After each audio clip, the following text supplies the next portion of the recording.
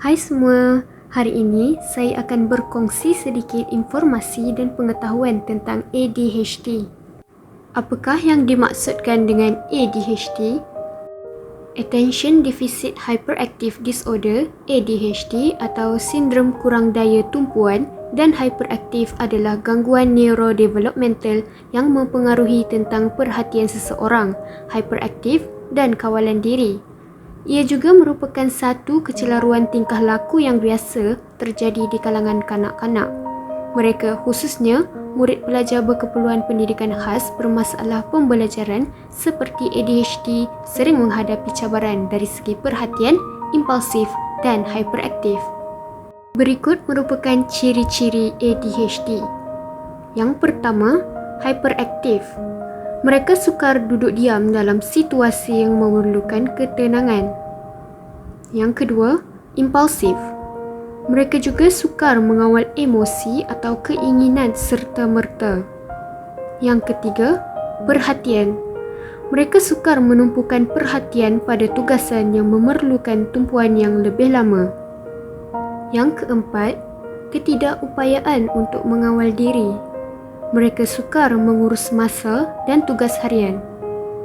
Yang kelima, masalah dengan tugas yang memerlukan tumpuan mental. Mereka juga sukar memproses maklumat secara mendalam. Seterusnya, masalah yang sering dialami oleh kanak-kanak ADHD adalah masalah kognitif, masalah tingkah laku dan masalah pembelajaran. Berikut merupakan punca-punca berlakunya ADHD. Yang pertama ialah faktor genetik. Yang kedua ialah faktor kesihatan. Yang ketiga, faktor persekitaran. Yang keempat, faktor sosial. Yang kelima, faktor kelahiran pramatang (premature). Yang keenam, faktor kecederaan otak. Mari kita lihat pada faktor genetik. Faktor genetik ini kebiasaannya diperturunkan melalui ibu bapa kepada anak-anaknya. Beberapa gen yang berkaitan dengan fungsi neurotransmitter dan perkembangan otak telah dikaitkan dengan ADHD. Gangguan neurodevelopmental dikaitkan dengan keabnormalan dalam perkembangan otak. Seterusnya, faktor kesihatan juga amat penting khususnya kepada ibu yang sedang hamil kerana memberi kesan langsung kepada janin. Pengambilan seperti alkohol akan menyebabkan kecacatan dalam sistem saraf pusat. Yang keduanya, pengambilan dadah.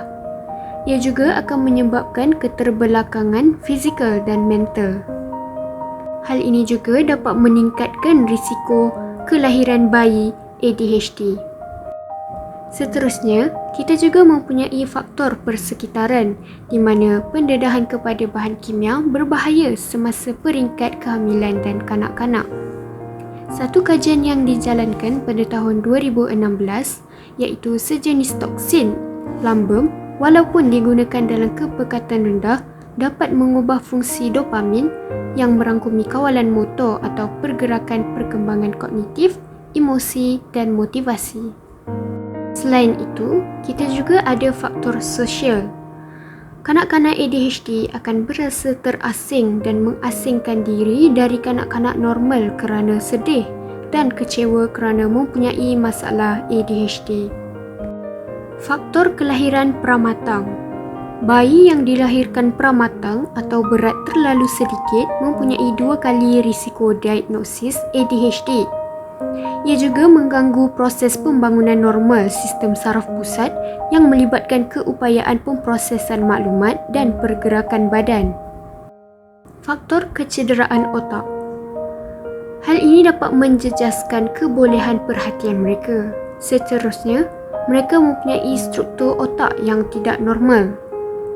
Mereka yang mempunyai ADHD mempunyai saiz bahan kelabu yang lebih kecil yang berfungsi untuk kawalan otot dan aktiviti deria seperti melihat, mendengar, ingatan serta ucapan.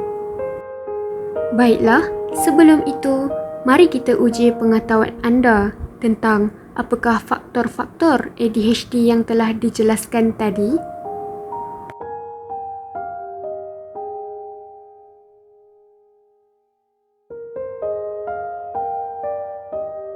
Baiklah, sekian, terima kasih.